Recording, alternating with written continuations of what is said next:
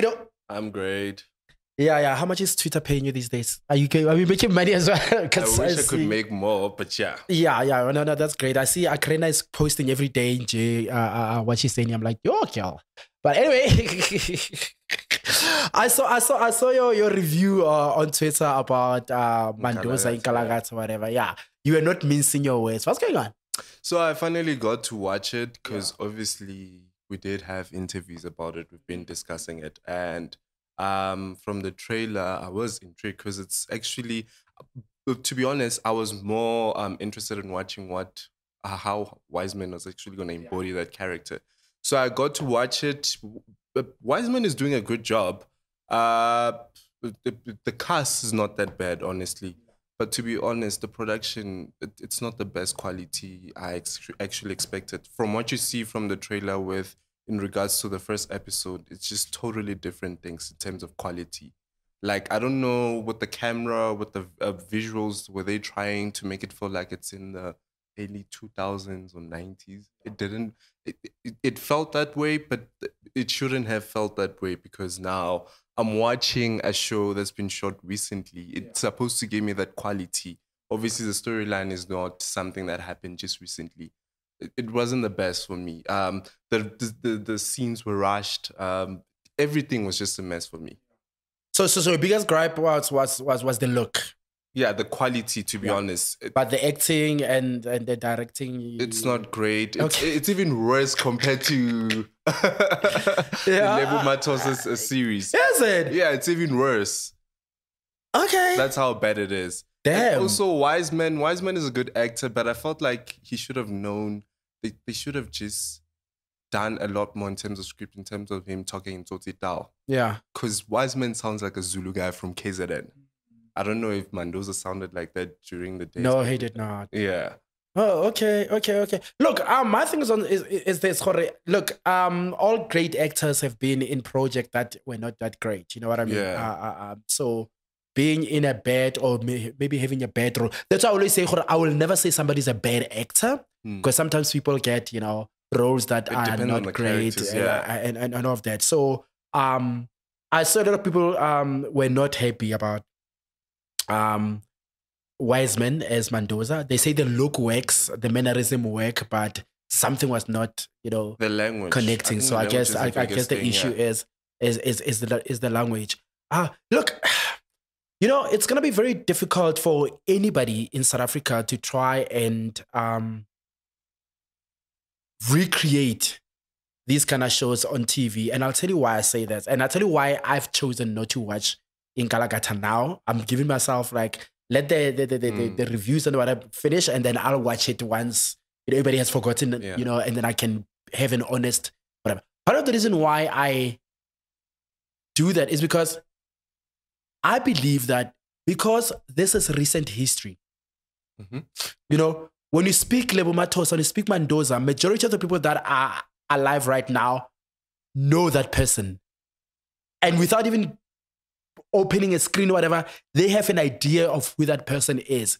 You understand? And when you're trying to create that person's life on screen right now, people have certain expectations already before they even see the film. You understand? So if you are trying to recreate something that happened in 2006, for instance, to an audience right now, that is so vividly still in our memories. You get what I'm saying? That we have that frame in our head of what it should look like, what it should sound like, literally, you can even go as far as to say how it should smell as well, because that memory is still so very fresh in our head. So as a filmmaker, Hashem, that is a long high hill for you to try and climb over. Don't you think? Because it's not just in South Africa. You look at biopics are a problem everywhere. You look at in America. Well, there's some that actually do so well. I mean, if you remember, the most iconic and the greatest biopic for me was the one with Jamie Foxx playing James Brown. Yeah, but remember James Brown? It's Ray Charles. Yes. Ray Charles. But you see, Ray Charles was a generation before us. Yeah, I didn't even know him, but I just knew that. You get what I'm saying? Yeah. You get what I'm saying? A Whitney Houston, a Mandoza, those are people that we are familiar with. Yeah. You know what I'm saying? And it's still fresh in our head. We, the people that are actually, you know, on social media and commenting on these things. So it's still fresh. So, like, for instance, if somebody did a show about, I don't know, Miriam Makeba, for instance, which they have done with Back of the Moon. You know, I don't know if it was a show or a movie. There was a thing called Back of the Moon where it was recreating, you know, Sophia Town, Cabo Miriam Makeba, whatever. And people loved it. People laughed at whatever. And I'm not excusing bad production. Yeah. Don't get me wrong. I'm not excusing bad production. I'm just saying, sometimes there's an unfair bias that we have, you know, as, you know, the audience right now who have access to social media and voice our opinion that, you know, past generations probably didn't have. Does that make sense? Yeah, it does. Right, cool. Yeah, and speaking about that, I see a lot of people on social media are talking about films. I saw one tweet was saying, Netflix yartella now they're putting out movies on Netflix that should be on Zanzibar Bioscope. I'm like, yo. So I guess people did not, well, not everybody, because here's the thing. One tweet does not speak for everybody, you know? Yeah. But I saw a couple of tweets from people who did not enjoy the latest film from South Africa, which is the Lies, Sex, and 30 Candles or something like that. Love, Sex, and 30 Candles, you know, from Sorella Media and all of that. Look, I'm not the audience for that film. You know, I have this thing where I'm not a romantic comedy, whatever kind of guy, whatever kind of person, whatever. So films like that, I know when I go watch them, I already have a negative bias against them because I'm not into them in that way, right? It's like these superhero films. Like I'm not into the Marvel, DCs, and whatever. So when I watch films like that, I already have my own little, you know, negative bias towards them, right? So when I see people speaking about that, I couldn't comment on Twitter because I did not see the film. But what I wanted to talk about is the thing that I think a lot of people miss when they criticize Netflix, right? About having these films on them. They need to understand, yes, Netflix has the resources and money, but the films that they're seeing are not made by Netflix. They are licensed. So what that means, the company went and made this film with their own money or whatever, wherever they got the money, whatever, finished that film, packaged it, and then they licensed it to Netflix. So Netflix is like pretty much a spaza shop.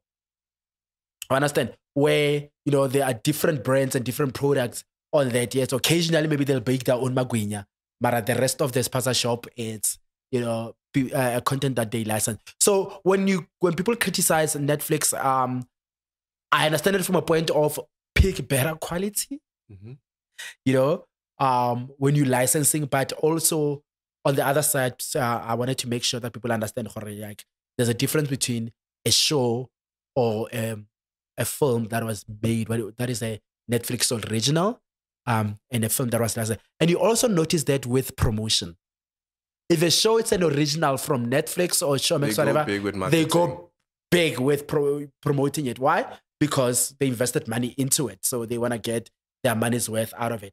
If it's a licensed project or whatever product, that does not happen as big as the other side.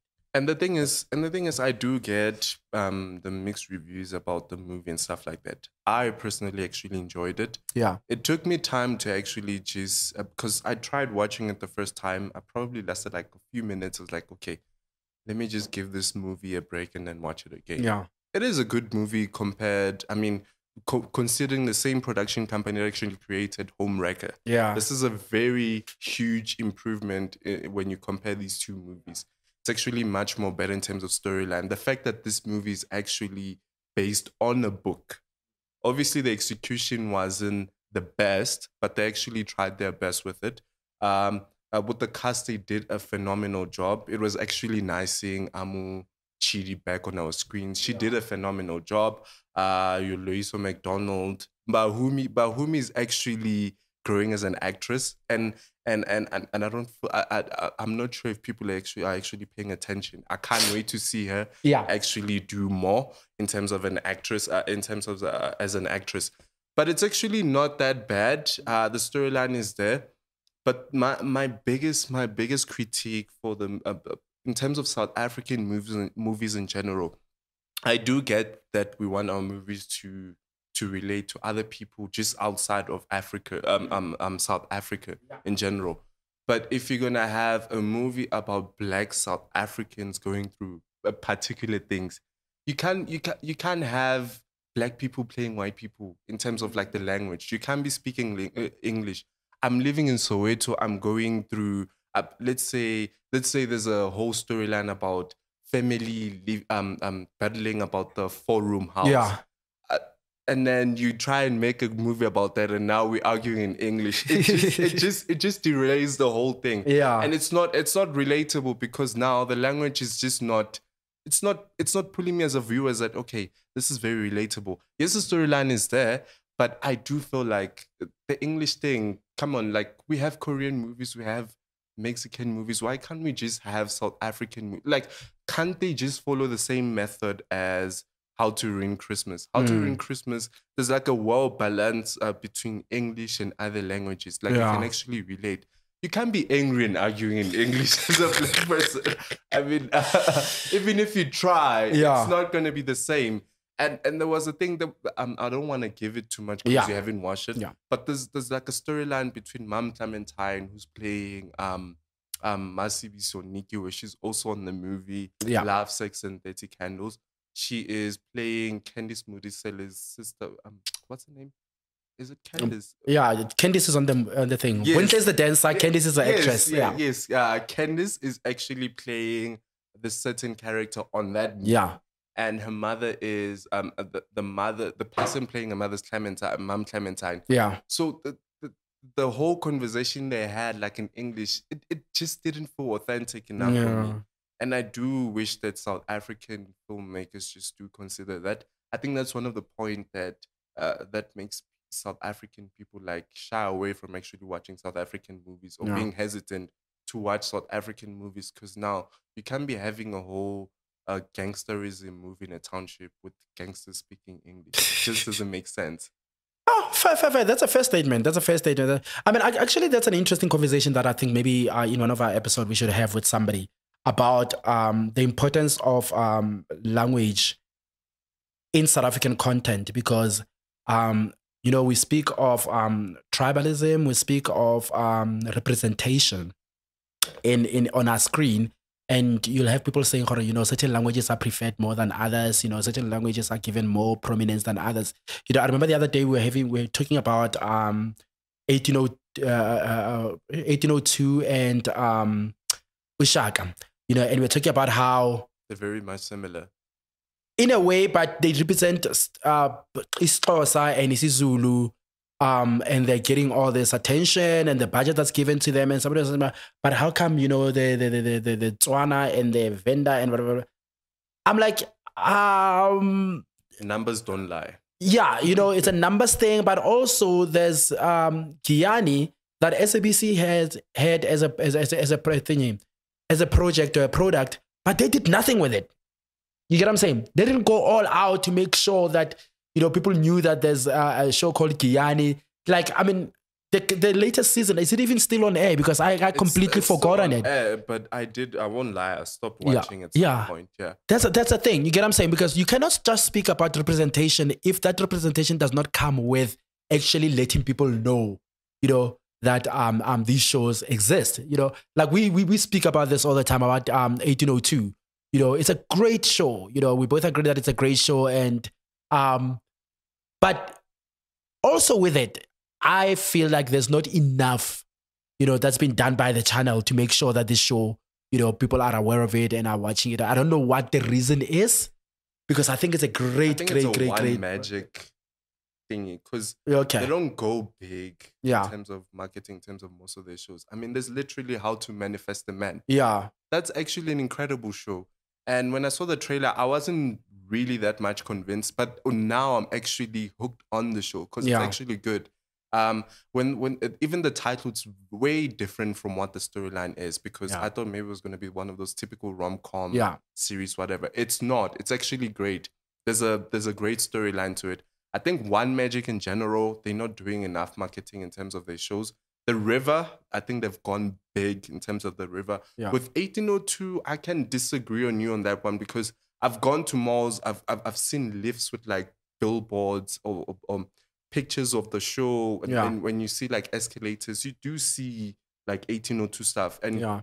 they're trying in terms of marketing, but it's not enough. I think they just need to sit down and try to find out what actually makes, what's the perfect marketing Yeah. to advertise shows. Yeah. Okay, fair enough. Okay, so our review show today is the new show on Showmax, a controversial show at it, Unfollowed. Yeah, presented by Utembi Mokhototo. And basically, for those of you who haven't seen the trailer online, it's basically a talk show-ish show where the hosts get to speak to people who have been cancelled, by the industry. We're talking about people like Lady Zama, Tsikima's right. When wasn't Tsiki cancelled? Because she's always everywhere. She's still busy. Like really, yeah, people like Jube Jube and all of that. So, first episode, it's Lady Zama. I watched it. First of all, let's talk about just the show before we talk about the content of the show. Let's talk about the show. I think the simplicity of the set and all of that works for me. I like the clean palette. I like the fact that it seems serious but not too serious. Yeah, kind of thing. You know what I mean? I like the emptiness of the space and the subtle lighting because that gave it a bit of like gravitas, but it wasn't too serious at the same time. You get what I'm saying? Temegile did a great job. He really I think. Yeah, he did a great job. And I love the fact that I know certain people will have a problem with it because I kind of like thought it went on for too long. The build up to the actual gist, because the episode is like what, 48 minutes or whatever? 8 minutes, somewhere there, yeah. So, hey, sorry guys, flew. I feel like they build up to get into why the person is unfollowed or uncancelled is a bit too long. That's just my opinion, But I guess the only way that you could get these people to sit down is to actually, have them speak about their own lives and their own whatever. But I think the build up, outside of being long, was great because you get to know the person. You get to understand, their branding and how they fall. So it's like you building up, and then you get to their fall. Just think it was a bit too long. Okay, in relation to the episode that I watched with the Ladies on My episode, it was a perfect build-up for me. Yes, you may say it's long, but for me, I actually liked it. Yeah. I wanted to know who's Lady Zama. Yeah. Yes, we know Lady Zama is a musician. We know she's had numerous hits and whatever. It was actually great to actually know her as an individual. Yeah. And her relationship with Java. And I actually liked how she explained the whole thing. And certain things like you knew that there were certain things that were trending on social media, but they didn't have like a proper context there. Yeah. So now with Lady Zama explaining the whole thing, now it just makes so much sense as to, okay, this clip when it trended, she was actually talking about this and that. It was actually not about that. And now it obviously tells you that social media, obviously, not everything is accurate on social media, specifically on Twitter when certain things trend. It's a very sensitive topic. I mean, for one, I am a Java friend, but I've always tried to like stay away from that topic or just not engage in it because I don't want to take sides. Because I mean, rape or GBV in general, it's a very sensitive and a huge issue that we're dealing with in South Africa. And taking sides is very risky on its own because now I may say I may stand with this person, but I don't know the actual truth. And I like it when things are resolved in court. That's when I can just say, okay, this and that I definitely agree with. Do you think not having Java's voice in the episode was an issue? What do you mean voice? As in like... As like a rebuttal, his response to... Yeah. Okay. Because did you know, I mean, all the responses that were in the episode were coming from media outlet, you know, not necessarily from the Java's camp. And I understand that, you know, obviously Java would have not wanted to be part of the episode and all that. So Well, he was cancelled. It could have made yeah, much so more sense, yeah. the producers had to work with whatever it is that they could work with. But I'm just curious, Nje, as a viewer, that did you not think that not having anything from look, the show is focused on one person's story, not Yeah. both-sided stories. So it's very risky for viewers who don't want to listen to both sides. Because when this episode, I know for a fact this episode is going to trend and it's going to get a lot of people talking about it. Yeah. And obviously, a lot of things are going to resurface about Lady Zama and Java, and obviously the whole battle amongst the fans. It's just gonna start again. It's just Yeah. gonna be ignited by that show. It's very risky if you're gonna take one side of the story. Obviously, I listened to Lady Zama's side of the story. I haven't heard is Java's side of the story. He hasn't explained his situation. We don't know what was the context in terms of what happened, in terms of the clip, and also and everything else. Obviously, it's very sad to listen to what had happened. Lady Zama's experience is very traumatic. Her explanation of how the rape thing happened, and the fact that she actually blamed herself, and it's like a pattern amongst victims. Yeah. It's like they blame themselves, like, okay, it's my fault. I actually this happened to me because I didn't do certain things. I would have loved if both sides were actually explained, but this show is gonna be one of those shows that are gonna get a lot of people talking, definitely. Yeah. Look, what touched me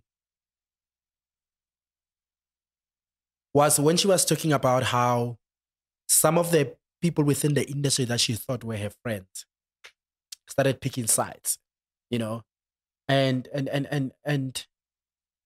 that is a very loaded statement, because that comes with understanding how people have to look out for their own, you know, about the bag. their own bag and their own livelihood and all of that, right? So, and I'm sitting there, I'm like, oh man, maybe some of these people didn't want to, but had to, because, you know, they can't be seen to be associated with her, whatever, because of what's happening. But at the same time, you know, it takes a brave person. You know, our bravery is shown in the most uncomfortable, you know, situations. You know, that's why it's called bravery, you know. But at the same time, you know, you have to think, but now, these people don't know what happened. We're never there. We'll never know. And by going this side, it seems like now they are saying Java did it. You know, so I found that part in the interview. People are gonna come up with a lot of conclusions, definitely, from that show. But in terms of Lady Zama, I think she was very smart to say yes to doing this, because I think she looked great. I think she seemed credible. And she's been quiet about, you know, she seemed credible. I think she was poised enough that I'm not saying she's gonna change the narrative, people's minds. I don't know that. I can't say that, but I know there are certain people who will watch that and actually see her in a different light. They might not believe that Java did it. They might not believe her version, but I feel like seeing her in that episode softened, you know, the vitriol around her a little bit. And I think it was very smart for her to do that, because I saw her in a different light, you know, and I was like, damn, you know, I'm sure a lot of people are gonna. And also, it's also nice to humanize certain situations, you know, because sometimes celebrities live in a certain, you know, bubble that people don't realize. These are human beings. You know, your words actually are affecting somebody. This is and all of that. So yeah. So anything else you want to add on that? It's they really did a good job with the show. It's definitely gonna get a lot of people talking. Very controversial, definitely. But it's actually as sad as it is, as Lady Zama was telling the whole story. I just wish it had actually gotten to court. I just wish that it was actually resolved, because now if it doesn't go any further, people are still going to have their own conclusion. Yeah. Certain people are going to be attacked about this whole thing, and I just wish at the end the truth finally came out, whether or not it was true or not. I wish it was actually resolved. Yeah. Because now it's something that's going to haunt Lady Zama and Java for years. Yeah. Because certain people believe he did it. Certain people believe Lady Zama is lying. And obviously people are going to continue attacking both of these people. Yeah. So, yeah. Do you think she should watch the episode? I wouldn't. Why? I wouldn't. Look, Lady Zama is a victim, as she had explained on the story, based on what she had experienced. She's the victim in this whole thing, as she believes. Look, in terms of obviously the trauma, I'm not sure how victims feel about this whole thing. Just watching it and reliving that whole moment, obviously it's going to bring back all of those memories back. Obviously there's certain things, if she was going to watch on the show, she's like, okay, I shouldn't have said that, maybe. Yeah. I shouldn't have shared that much. She's just going to criticize herself a lot. Yeah, in general, I wouldn't even watch it. Yeah. Look, something that I'd forgotten earlier on when we were talking about how did she come across. She said something about Temekile asked her, shouldn't you have gone to the police sooner? You know? And she mentioned something about the fact that her going on social media to reveal what she, claims happens to her was for her own protection. And I think that is so profound. If you believe her, that is so profound, because she's saying, I knew that if I put this out there publicly, if something were to happen to me, at least this would have been out there and people would know that this person did this. Because the perception is that she did that to get back at Java, because Java was, putting his wife out there publicly, and I was like, wow, that is some powerful shit. And how she actually found out about the wife was actually weird. Eh? Yeah, because if you think in the context of South Africa, man, and what's happening with all these women being killed and stuff like that, you know what I'm saying? I listened to that, I was like, wow, that was some clever, if indeed, it happened. And Java was abusive and he was, threatening her and all of that. That was a clever move, because yes, that in a way protected her. And because nothing, she still remained resilient. Yeah. Because nothing could happen to her, because then we would have known, this happened because of that, So I thought, but in a context of, what's happening in South Africa with GBV and these murders and all of that, I thought, wow, that was clever. So that stuck a little. And also, she was actually considerate, and her decision of not going further with this whole issue for now. Yeah. It's actually centered not just around her. Yeah. Like even family, even people she works with. She even thought about that as to how is it gonna affect them also at the end. Because I mean, the fact that her mother even said that don't even go further with this. Yeah. Because this is just becoming way too hectic and dangerous. So, are you sure that you actually want to do this? Yeah. And, yeah. The final thing for me is this, Jorge. One thing that I liked out of the whole episode is the clarification about the court case. Because the report and the narrative out there is that the court case was drop. What's the word that they use? It didn't go to court. No. But the language that people use, like it was chucked out of court, like it was thrown out. Yeah. That the case was thrown out. That is a misleading narrative, because the case was never thrown out because it never went before the court. You get what I'm saying? So it wasn't thrown out, because when you say the case has been thrown out, then it gives this perception that there was not enough evidence or there was not enough, to investigate and whatever. It does that. In this situation, the case never even went to court because she or whatever, somebody didn't follow through with the process, of getting this fully, seen to the end. So I like that. I like that clarification because even the guy on the episode used the same term that, she looked, I think it was embarrassing when the case was thrown out. I'm like, yeah, the case was not thrown out. It just did not go before the court. But yeah, anyway, worth a watch or not? Worth a watch? Yeah. Definitely do watch it. I mean, Thembekile is asking the right questions. Yeah. He's actually doing an incredible job. Obviously, his experience with this whole thing, he's actually dealt with very controversial individuals before.